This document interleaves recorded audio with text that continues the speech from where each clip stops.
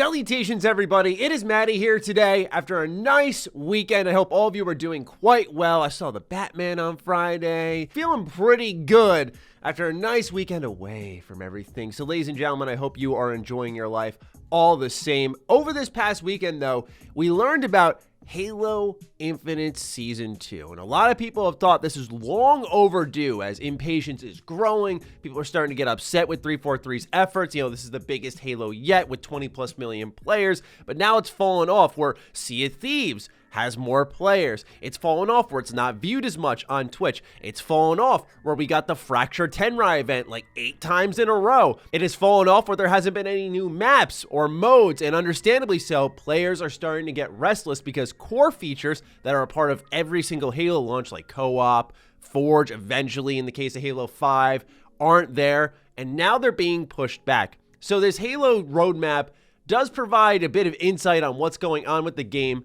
but a lot of people walked out of it pretty upset because, as I and many others had spoken about when it came to Halo Infinite, is this game really came in hot. And the risky part about it coming in hot was for every feature that became delayed, it would likely back up into the next feature and then continue that backing up until eventually there was an end to the road.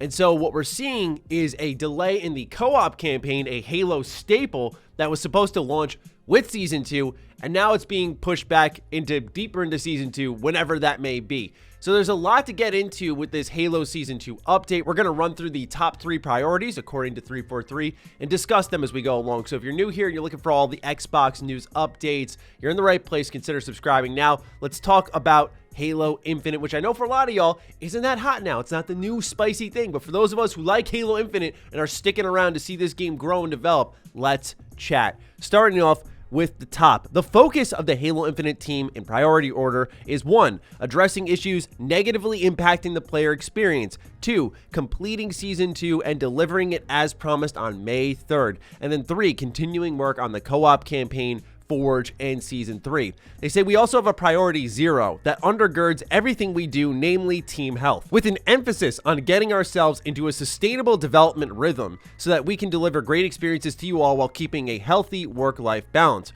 Priority 0 means that we sometimes need to move slower so that we can move faster later. Frankly, these last few months have been slower than we expected, and we sincerely thank you for your patience as we stay true to the priorities above. This is one of those moments where it's really tough to argue because you don't want a team crunching. You don't want them working themselves into the grave for a product for our entertainment. That's not what it's all about. But at the same time, I always thought that, and have experienced as much, that game development's more of a brisk pace. And when they say slow, I'm like, okay, well, we can definitely feel that as fans because even things like new maps haven't popped up, new modes, things that are expected of a live service game. It's a different beast where 343 has made a really good Halo game, but now the live element is failing. And it's strange because they've provided a lot of things for players to buy in the in-game store. And I was wondering why, as a stopgap, if they're in this position here of priority 0, you know, let's make sure everyone's team health is prioritized here, that they divvy up some of the content that they were planning to sell and go, okay, this will help people go for something to unlock. So why don't we put this in our battle pass, or why don't we put more weekly challenges out or daily challenges that pay out some items? Because clearly people are starting to get restless, but we don't want to overwork ourselves. Like, I respect the mentality. Let's not overwork ourselves. Let's keep the team healthy. Good. There are humans on this project. That's important. But there's also the community to take care of. And I feel like we've gone from one extreme to what looks like the other. But let's get into priority number 1, which they say is addressing critical issues. So problems with the game. They say since the launch of Halo Infinite, we've been carefully tracking and analyzing all critical issues negatively impacting players' experiences with the game and supporting services. The internal name we have for this process is the Hot List. Every week, we refresh the Hot List with new insights and review issue prioritization and progress towards fixes. The Hot List serves as a vital internal planning tool for our monthly development sprints, as well as the hot fixes, content updates, and seasons we deliver to you. Simple as that. They're trying to fix the game, which if that doesn't speak to the condition of it, then I don't know what does. Now, a lot of things that people didn't talk about around the launch window of Halo Infinite, especially on the multiplayer front, which is, again, why, even though it was in my top 3 game of the year, I distinctly called it solid in my review, and a lot of people were upset with me, It's because this game on a multiplayer front was super buggy, and they're still having that as priority one. Typically for a service game, priority one is getting new content out. So just by the priority list alone, this speaks to the state of the game. And I do see a minor Halo Master Chief Collection scenario here building up where this game is playable now. It is very fun to play now. There is a lot to do. But if you hopped in like a year or two later, you're probably getting, as per usual with these live service experiences, the best time to join the game when everything that was supposed to be there is there, and then we start to see them moving forward into new ideas, new modes, new maps when everything is stabilized, which means adding in co-op, adding in Forge, things to be expected in Halo. But let's keep moving along here to priority number 2, where 343 writes, shipping Season 2.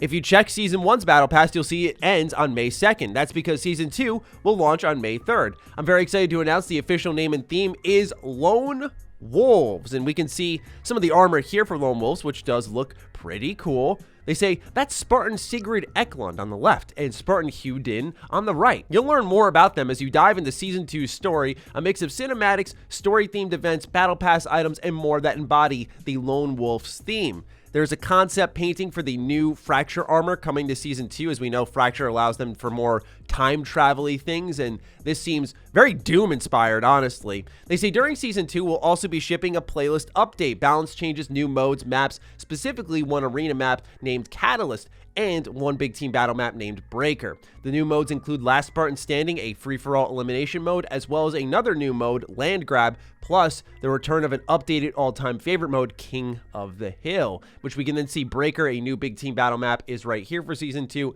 and then a concept paint over of Catalyst, a new arena map for Season 2, so one for each. They say they'll have a lot more to share about Season 2 maps, modes, customization options, and narrative content in April as our marketing and promotional campaigns kick into high gear. So, ladies and gentlemen, that's when we can start to look for that type of stuff. Now we're into the mostly good stuff here, right? We're talking maps, modes. Like, this is what it's all about. This is what fans have been really looking for. Like, ooh, check this out. 3 new modes, 2 new maps. Great. That's something Halo Infinite's really needed, especially on the map front. That's been apparent since day one. The map count was kind of unacceptable. It was just way too little to the point where it got repetitive for people, which is hard to do in a multiplayer experience, especially one as dynamic as Halo Infinite. So I understand they got to be careful with map design, which means some things will take longer in the pipeline on that front since it is such a dynamic video game.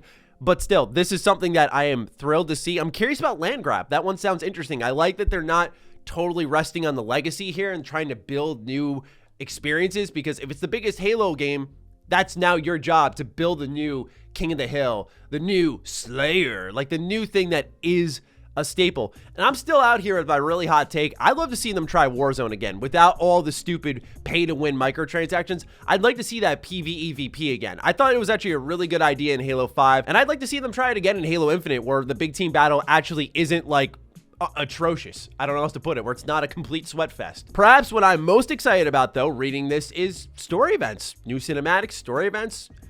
Interesting. I'm very curious to find out what all of that is, because as far as I'm aware, we haven't seen any of that yet. So that's going to be a new thing for all of us, and that'll give us a new indication of what this big 10-year plan is for Halo Infinite, as it's going to be the platform they launch plenty of Halo content for. So I'm definitely excited to see what they add on a story front, because that's right now where I'd say I'm the most invested in on Halo. I kind of dipped out of the multiplayer when, after playing for like 2.5-3 months straight, they just said, we're not adding anything yet, and here's the Fracture Tenrai event again. And so for me, I was like, you know what, I'll see you when there's new stuff, right? And I think that's where a lot of us are right now if you look at the player count, which, by the way, I wouldn't say Halo Infinite is dead by any stretch of the imagination, but it's struggling, and it should be doing better when it was such a highly played game. It came out of the gate sprinting with so many players, so much hype, so much excitement. It was great to see.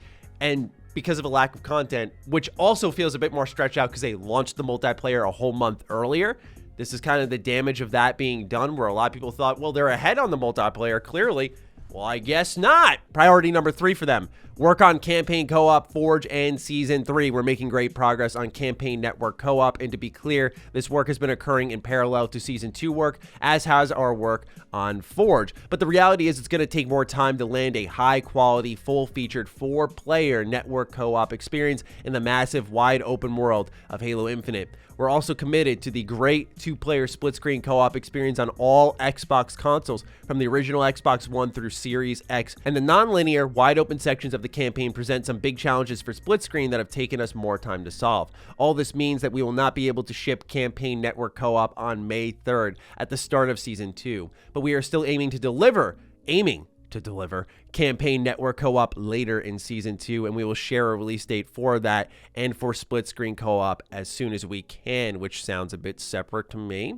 We're also making great progress on Forge. Indeed, we are already flighting Forge to a small group of community creators and working closely with them to ensure that you all have a terrific experience creating, sharing, browsing, and playing Forge content. In the near term, we will continue to privately flight Forge as we develop it, also planning for public flights later this year. We still have the goal of shipping Forge with Season 3. So this is what I was talking about at the beginning of the video, where there is that fear that when one feature gets backed up, in this case, campaign co-op, both network-wise and split screen, when that gets backed up, then does it back into Forge, which then backs into maybe the next campaign expansion?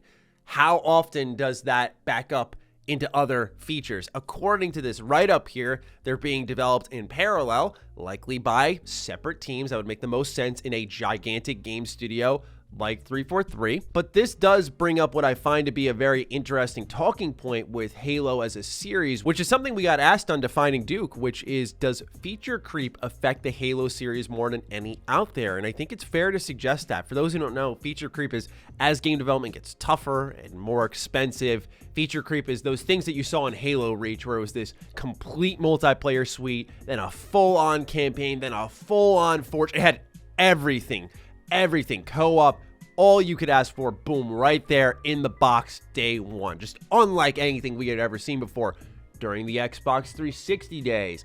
And as time has gone on, these things that you'd expect at launch are not quite there yet, and typically we see them added in updates, patches. Everyone's going for the long form game. We'll launch it half finished and we'll fix it throughout the next year, and then that end of the year thing will be the actual full game. And I think it's fair to suggest that Halo has absolutely been one of the biggest culprits to feature creep, where things that you would expect in the box, like campaign co-op, especially Forge, I think we can all kind of accept because it did happen with Halo 5, but campaign co-op not being there, and then not having Forge, and then not having all this new content that's expected in a live service game, it backs up pretty quickly. And yes, it's fair to say, I think, that feature creep has really impacted this game, especially because most people would be just excited that it's being added in general, but because it's been such an expectation for generations in Halo, it's really upsetting it's not there. So I understand both sides here. As always, I'm going to be for the developers taking care of themselves, but this is kind of the game we play. This is the game we play, right? Where people in a service area are looking for quick content updates that are substantial and interesting and worthwhile, and the team who's working on them is prioritizing health and not grinding their employees into the dust like other service games, or they're not as big as, say, Fortnite, where you have such a huge multi-thousand person team that you can pump out these updates like every week. Still, to me, the way I read it is, even though they're saying Forge is on track, I look at it and say, if campaign co-op's delayed, then Forge is probably delayed, and it's not going to launch in Season 3. You know, crazier things have happened, but that's my read on it. And then last but not least, outside of the Halo Waypoint update, those are their 3 priorities, there has been an exit. So we read here that Halo Infinite's lead multiplayer designer leaves 343 Industries, which is Andrew Witz. Andrew Witz had joined the developer in 2019, overseeing the development of Halo Infinite's free multiplayer. In a short but sweet tweet, Witz thanked fans and 343 for his 3 years spent with the company. Quote, "It's been an honor leading the MP design team over these years," he wrote. "Thank you to all Halo fans for your feedback over the years. We made this game for you," end quote.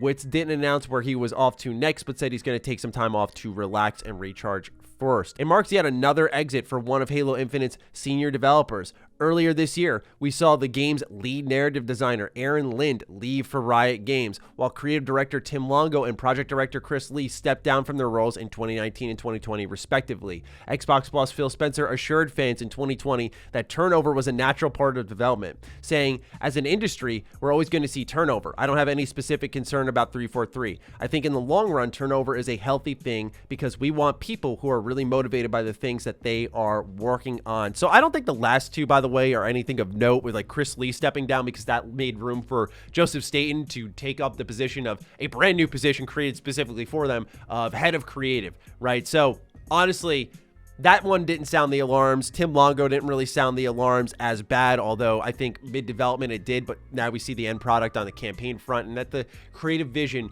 was pretty strong there. However, Aaron Lind leaving a lead narrative designer post-campaign with a service game, we'll have to wait and see on that one. This, to me, speaks a little more trouble. I mean, this is the lead multiplayer designer for the multiplayer mode that's currently quite stagnant. I do find Phil Spencer's comments on turnover interesting. This is something I had actually completely missed whenever it had popped up in the news cycle, but I'd be really keen to get Phil's thoughts on a team like Bethesda Game Studios who retains their employees for a while, because his words suggest like, oh, it's normal, people come and go all the time, but yet Bethesda Game Studios specifically is applauded in the industry for long time employee retention, as are a couple of other studios, but they're the most noteworthy one, and now Xbox owns them. So I don't know if I really buy into Phil's downplaying of people leaving the team, but still, I don't want to sit here and sound the alarms too hard, but the timing of this doesn't look that great. Things are stagnant. Lead MP design leaves. So it's unfortunate, but it looks like they have a bit of a roadmap internally on where things need to be, at least for the first 3 seasons. I'm curious what happens beyond that, because the first 3 seasons are really just delivering things that fans expected at launch. Co-op, Forge, new maps, modes, and we'll see what happens beyond that. I'm keen to see where it all goes, but it's just kind of an unfortunate state of affairs here for Halo Infinite.